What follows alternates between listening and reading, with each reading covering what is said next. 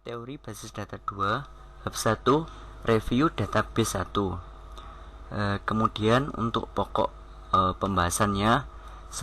Pendahuluan, IR model, model relasional, struktur, query language, normalisasi. Tujuan pembelajaran. Setelah mempelajari materi dalam bab ini, mahasiswa diharapkan mampu memahami database management system atau DBMS dan komponen utamanya, memahami IR model dan dapat menggunakannya sebagai desain awal dari database, memahami SQL dan apa saja yang tercakup dalam bahasa SQL, memahami konsep normalisasi dan dapat melakukan normalisasi data. Kemudian lanjut ke pendahuluan. Pada saat sekarang ini, kesuksesan suatu organisasi bergantung pada kemampuan menangkap data secara akurat dan tepat waktu. Dalam hal pengoperasian pengaturan data secara efektif, mampu maupun penggunaan data untuk keperluan analisa, kemampuan untuk mengatur atau mengelola sejumlah data, dan kecepatan untuk mencari informasi yang relevan. Untuk mendapatkan himpunan data yang besar dan kompleks, bantuan atau tools yang akan menyederhanakan tugas manajemen data dan mengekstrak informasi yang berguna secara tepat waktu. Kemudian basis data adalah kumpulan data yang dapat digambarkan sebagai aktivitas dari satu atau lebih organisasi yang berrelasi. Sebagai contoh, basis data universitas berisi informasi mengenai entiti, semisalnya mahasiswa, fakultas, mata kuliah, dan ruang kelas. Relasi diantaranya entiti seperti pengambilan kuliah yang dilakukan oleh mahasiswa, staf pengajar di fakultas, dan penggunaan ruang perkuliahan. Manajemen sistem basis data atau database management system, disingkat dengan DBMS, adalah perangkat lunak yang digunakan untuk membantu dalam hal pemeliharaan dan utilitas kumpulan data dalam jumlah besar. DBMS dapat menjadi alternatif penggunaan secara khusus untuk aplikasi, misalnya penyimpanan data dalam file dan menulis kode aplikasi yang spesifik untuk pengaturannya. Kemudian kita lanjut ke IR model. Pada IR model, gambaran dunia nyata diistilahkan dalam objek dan relasinya. IR model bisa digunakan untuk mengembalikan inisial dari desain basis data. IR model menyediakan suatu konsep yang bermanfaat yang dapat mengubah deskripsi informal dari apa yang diinginkan oleh user menjadi hal yang lebih detail, presisi, dan dan deskripsi detail tersebut dapat diimplementasikan ke dalam DBMS. Pada konteks yang lebih luas, IR model digunakan dalam fase desain basis data konseptual. Kemudian, entity, atribut, dan himpunan entity. Entity adalah objek dunia nyata yang dapat dibedakan dari objek yang lain. Entity digambarkan dalam basis data dengan menggunakan himpunan atribut. Himpunan entity yang sejenis disimpan dalam himpunan entity. Himpunan entity, kumpulan entity yang sejenis. Perhatikan pada gambar 1.1, entity pegawai, employee. Misalnya, himpunan data pegawai. Semua entity dalam himpunan entity memiliki himpunan atribut yang sama. Tiap himpunan entity memiliki kunci atau case, biasanya disebut dengan primary key. Tiap atribut memiliki domain. Pada entity pegawai, yaitu ini menggunakan employees, terdapat primary key-nya SSN dengan entity nama dan load. Kemudian relasi dan himpunan relasi. Relasi adalah asosiasi di antara dua atau lebih entity. Misalnya, Ani bekerja di departemen farmasi. Pada departemen employers bekerja di departemen, relasi antar entity. himpunan relasi. Himpunan dari relasi-relasi yang sejenis. Himpunan relasi N R berrelasi dengan sejumlah himpunan entity N E1 sampai ke EN. Himpunan entity yang sama dapat berpartisipasi dalam himpunan relasi yang berbeda atau mempunyai peran yang berbeda dalam satu himpunan yang sama. Kemudian kita lanjut ke fitur tambahan untuk ER model. Berikut ini dibahas beberapa fitur tambahan untuk ER model. Batasan kunci, key constraint. Pada suatu contoh kasus, seorang pegawai dapat bekerja pada beberapa departemen. Sebuah departemen memiliki banyak pegawai, itu pasti. Sebaiknya tiap departemen hanya memiliki seorang manajer yang berhubungan dengan key constraint pada manajer. Perhatikan gambar 1.4 contoh key constraint antar entity dan gambar 1.5 macam-macam key constraint. Batasan partisipasi participation constraint. Apakah setiap departemen mempunyai seorang manajer? Jika semua departemen pasti mempunyai manajer, maka partisipasi departemen dalam manage dapat dikatakan total. Sebaliknya, jika tidak semua departemen memiliki manajer, maka partisipasinya adalah partikel. Employee, manager, departemen. Entity lemah, weak entity. Entity lemah dapat diidentifikasi secara unik jika terdapat peran kunci utama primary key yang berasal dari atau dimiliki oleh entity yang lain, owner. Himpunan entity, owner, dan entity lemah harus berpartisipasi dalam himpunan relasi one to many, satu owner, banyak entity lemah, employee, police, departemen. Hierarki kelas. Seperti pada C++ dalam bahasa pemrograman yang lain, suatu atribut dapat diturunkan jika kita deklarasi A B dan step A juga termasuk entity B. Overlap constraint.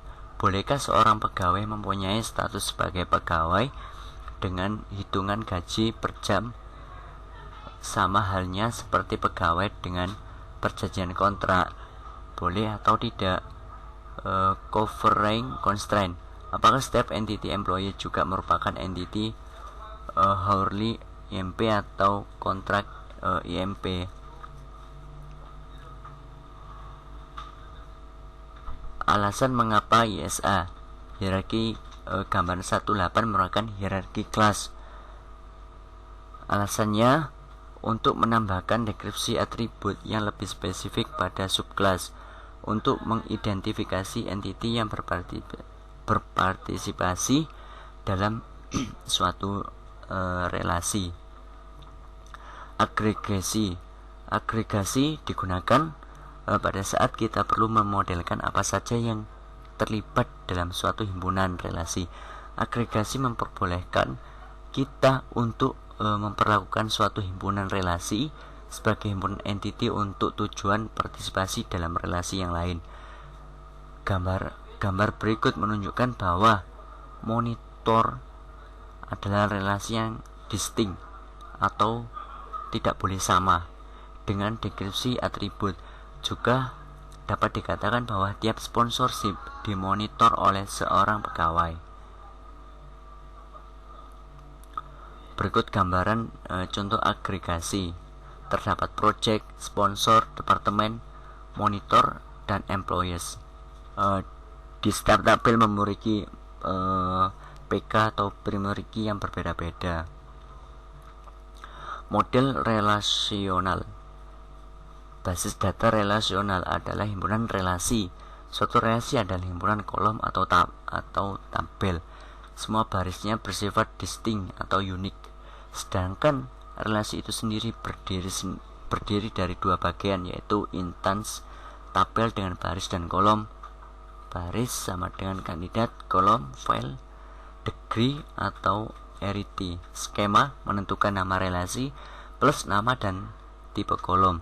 Contoh relasi misalnya student SID string nama, string logo, string login, X integer.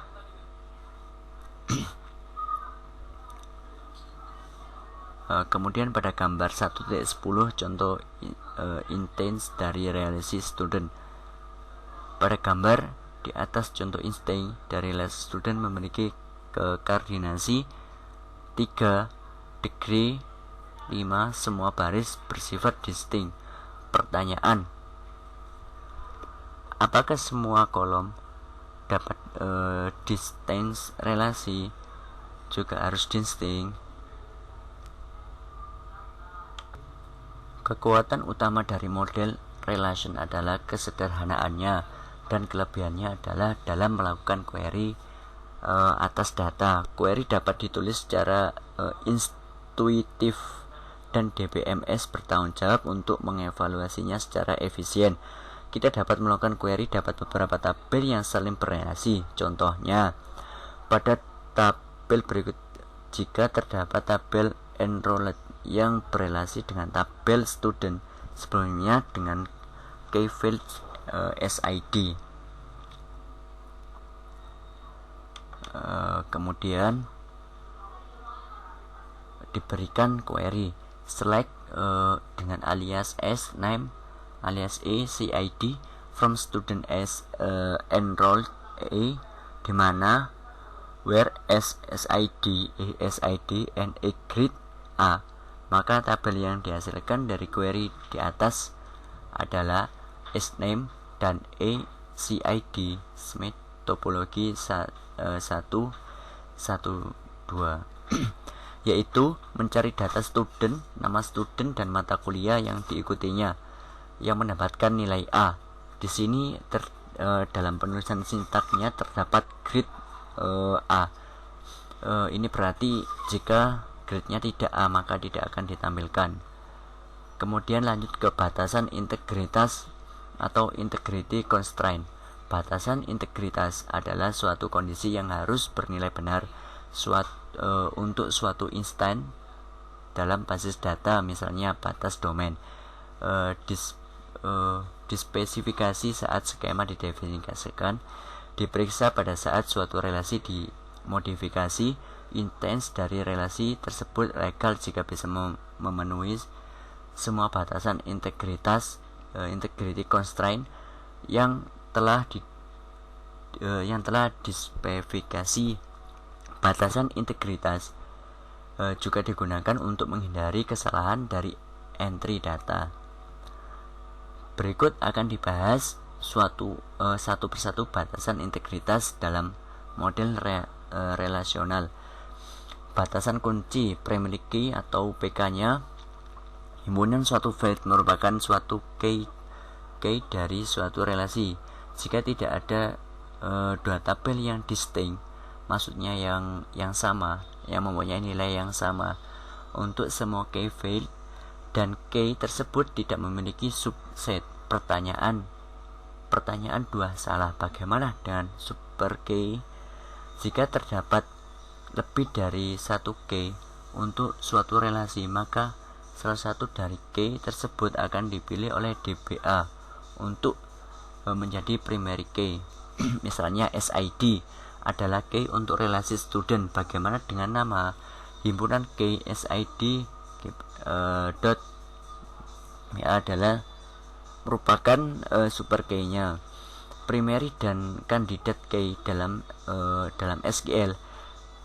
Dari kemungkinan banyak kandidat key dispesifikasi dengan menggunakan unique queue. Salah satunya dapat dipilih menjadi primary key. Kemudian yang kedua, seorang student dapat mengambil suatu course atau les dan hanya menerima satu nilai untuk grade dari course yang diikutinya. Berikut contoh penggunaan batasan kunci primary. Contoh penulisannya: create table enroll SID char 20, CID char 20, grade char 2 primary key SID CID, create tabel enroll SID char-nya 20, CID char 20, create char 2 primary key SID, unique CID, dan grade. Foreign key adalah himpunan file dalam satu relasi yang digunakan untuk melakukan referensi ke tabel pada relasi yang lain, harus berkorespondensi dengan primary key pada relasi kedua, berlaku seperti logic pointer. Misal, SID adalah foreign key yang direfer dari relasi student, enroll SID, string SID, string get string. Foreign key dalam SQL hanya student yang terdaftar dalam relasi student yang diperbolehkan untuk mengikuti suatu perkuliahan atau course. Create tabel enroll, untuk SID-nya isikan char 20, CID-nya char 20, untuk grade-nya 2, terus untuk PK-nya atau primary key SID dan CID, foreign key-nya SID reference student. Enroll atau student, untuk referential integrity, misalnya pada relasi student dan enroll, SID dalam enroll adalah foreign key yang mereferensi relasi student. Apa yang harus dilakukan jika tabel enroll ada dengan suatu data student yang tidak terdapat dalam relasi student disisipkan? Apa yang harus dilakukan jika tabel student dihapus? Hapus juga semua tabel enroll yang merefer ke tabel student yang dihapus tersebut. Tidak mengizinkan. Apakah penghapusan jika tabel tersebut merefer ke tabel pada relasi yang lain? Ubah SID dalam tabel enroll menjadi default SID. Dalam SQL juga dapat dilakukan setting pada tabel enroll yang direfer oleh tabel student yang dihapus tersebut dengan memberikan nilai khusus yaitu null, yang artinya tidak diketahui atau unknown atau inapplicable. Sama halnya jika primary key dari tabel student dilakukan perubahan atau update. SQL mendukung pilihan berikut untuk perintah delete dan update. Defaultnya adalah tidak dilakukan apa-apa. Pembatalan perintah delete atau update. Cascade juga mendelete semua tabel yang merefer ke tabel yang didelete. Set nilai null default, set nilai foreign key dari tabel yang direferen. Contoh pembuatan referential integrate. Create tabel enroll SID char 20, CID char 20, grade seperti tadi, char 2 primary key SID CID, foreign key reference student on delete, cascade on update, set default. Untuk struktur query language. Struktur query language atau SQL adalah bahasa database relation yang dibuat berdasarkan suatu standar. Bentuk dasar dari SQL adalah sebagai berikut: select, distinct, select list, from list, where, dimana qualification. Setiap query dalam SQL harus memiliki clause select yang menentukan kolom yang akan ditampilkan pada hasil, dan clause from yang menentukan proses produk tabel. Clause option where menentukan syarat-syarat seleksi pada tabel yang ditentukan oleh from. Kemudian berikut ini akan dibahas sintaks query SQL. SQL dasar dengan lebih mendetail. Yang pertama, from list. Pada clause from adalah daftar nama tabel. Nama tabel dapat diikuti oleh nama alias. Nama alias berguna ketika nama tabel yang sama muncul lebih dari sekali pada from list. Select list adalah daftar nama kolom termasuk ekspresinya dari tabel-tabel yang tercantum pada from list. Nama kolom dapat diawali dengan nama alias dari tabel. Kualifikasi pada klausa where merupakan kombinasi boolean atau pertanyaan kata sambung logika dari kondisi yang menggunakan ekspresi yang melibatkan operator pembanding. Sedangkan ekspresi itu sendiri dapat berupa nama kolom, konstanta, ataupun aritmatika atau string. Kata kunci distinct bersifat pilihan yang menghapus duplikat dari hasil query. Duplikat yaitu di sini tidak boleh sama. Untuk yang lain, SQL menyediakan 3 konstruksi set manipulation yang memperluas query dasar, yaitu union, intersect, except. Juga operasi set yang lain seperti in untuk memeriksa apakah elemen telah berada pada set yang ditentukan, any dan all untuk membandingkan suatu nilai ID dengan elemen pada set tertentu, untuk exercise untuk memeriksa apakah suatu set kosong atau tidak. Open in dan exercise dapat diawali dengan not. Fitur SQL yang lain yaitu nested query, artinya query yang memiliki query lainnya di dalamnya yang disebut dengan subquery. Nested query digunakan jika terdapat suatu nilai yang tidak ditentukan atau unknown value. Kemudian kita lanjut ke SQL mendukung 5 operator aggregate yang diterapkan pada sembarang kolom, yaitu count, sum, avg, max, min. Count untuk menghitung, sum untuk menghitung jumlah seluruh nilai, avg menghitung rata-rata, max menghitung nilai paling besar, min mencari nilai paling kecil. Kadangkala operasi aggregate diperlukan pada sekelompok grup dari baris pada relasi. Untuk menulis query semacam itu dibutuhkan klausa group by dan penambahan klausa having jika kita ingin menerapkan suatu kondisi terdapat data yang sudah dikelompokkan dengan grup. Kemudian lanjut ke normalisasi. Normalisasi ini adalah perbaikan skema data. Latar belakang diperlukan normalisasi adalah karena adanya penyimpanan informasi yang redundant. Istilahnya, normalisasi berasal dari E.F. Cook, salah seorang perintis teknologi basis data. Normalisasi adalah proses untuk mengubah suatu relasi tertentu ke dalam 2 buah relasi atau lebih. Berikut ini adalah dijelaskan proses normalisasi. Terdapat 3 normalisasi, yaitu bentuk normal pertama, kedua, dan ketiga. Untuk normalisasi pertama, suatu relasi dikatakan dalam bentuk normal pertama jika dan hanya jika setiap atribut bernilai tunggal. Untuk setiap atribut bernilai tunggal. Untuk setiap baris, contohnya NIP nama hobi. Yang tabel di bawah merupakan yang sudah dalam bentuk normal pertama. Di sini terdapat NIP merupakan primary key-nya nama dan hobi.